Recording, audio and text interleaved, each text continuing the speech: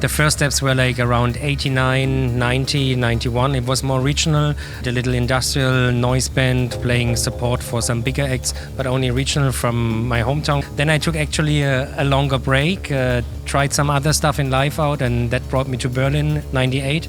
And then I started in Berlin, buy some gear again, played around, was very attracted by the club scene back then, and started to do seriously music again, like stopped all jobs I had and tried to teach myself with back then more modern. The first plugins came out, I had to buy a computer. I was always more analog based before. Then I met my partner for music, Ingo, in around 2002. Then things went quite fast. We had a little techno live act called Exercise 1, had releases on Wagon Repair, Cocoon, our own label, LAN Music, and started touring the world then quite fast. It was very nice to see that this is possible in Berlin when you connect with the scene, that there's also like something coming back to you. And from then on, it involved in different kind of projects, from mixing, doing Prequel Tapes, doing even band music, producing other bands and techno acts. When I arrived in Berlin, it was in 98, it was quite, it became big. The Love Parades were like millions of people already there and stuff. It got bigger every year, but it was not like not that huge global thing like we have it today. It was still growing. I remember like in the early 2000s, lots of artists moved to Berlin from all over the world, and then in 5 years it established that that the world wanted to have like, it was this Berlin minimal sound where I was involved. What happened then is crazy. Berlin set some standards, I think, in clubbing and also how you can live your life there. What was transposed in the world, and what is in general a good thing, because it has to do with acceptance, and you could be what you are. And won't work like in every city like in Berlin, but it's a nice thing what started there. Yeah. It was all of the labels. It was more, first of all, we had our own 2 labels going after a certain sound. We were never that minimal back then, but we were mostly too loud for the minimal phase there. It was a certain time where techno became a bit more slowly, where music became less full, there was more space inside, and it was the time between 2001 to 2006 what was very specific for this Berlin time. I was in a pool of people, everyone was crazy for doing music, and I discovered that for a lot of people that was the reason. To me, I came through an ordinary job to Berlin, was selling gold to dentists, and then I was so grabbed by this enthusiasm and like by the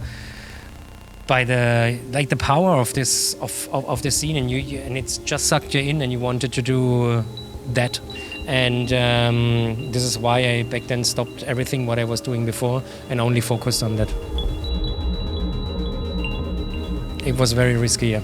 I ruined myself nearly. I went full throttle, and my cards were cancelled. I couldn't pay rent anymore, and it was a very some months of like, fuck, what did I do now? But luckily, in my situation with the project I was involved in 2004, we could generate quite quick regular income for decent years. And I have to say, sometimes I'm thinking back and like, man, it was crazy to stop everything so radical and thinking that my savings keep me going for a while. It was not the fact, because also the Berlin life costs a lot of money if you're around constant. I had to be brave, and I had to trust myself to do that. And I always believed that there's, if you give so much into it, that something is coming back. And then I lived like this for quite some years. I think you should always be risky. What I wouldn't do anymore today is like, I would, if I had to look back, I would have a little plan B on the side. What I didn't, I just went full in because I thought it was the right thing. It felt like my energy everything was leading there. Today I would suggest, it's always difficult, but if you do art, you have to go a path, and I think there's a certain risk in everything involved what you do. my life changed a lot. I have a family, I have 2 kids, I have 2 cats, I have a wife.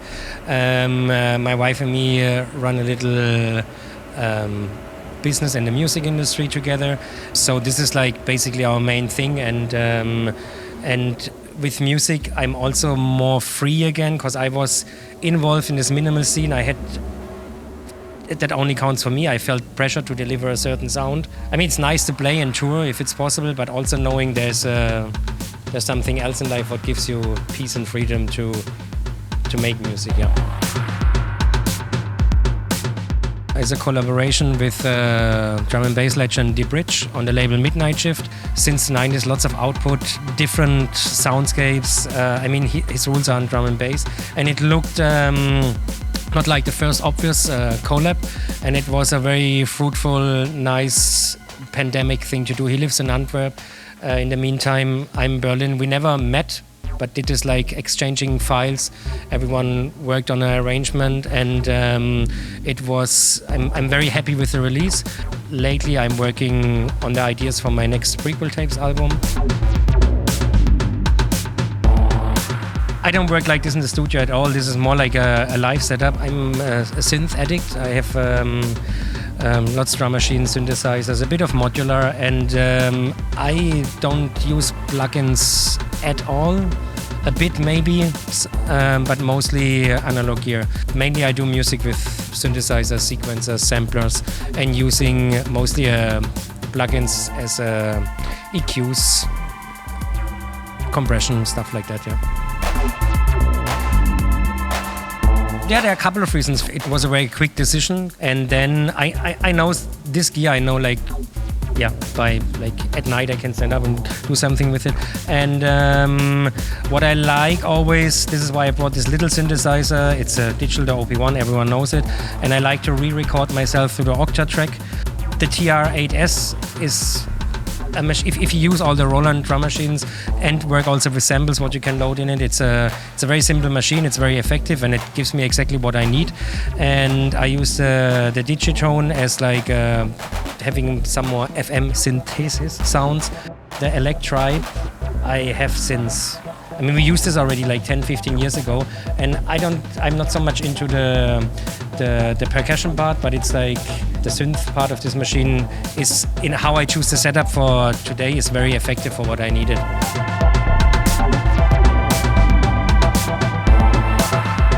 The Octa track is the main clock. It sings the TR-8, the Electribe, the Digitone. The OP1 goes direct in the input of the Octa track that I can record it in case I like something and want to loop it.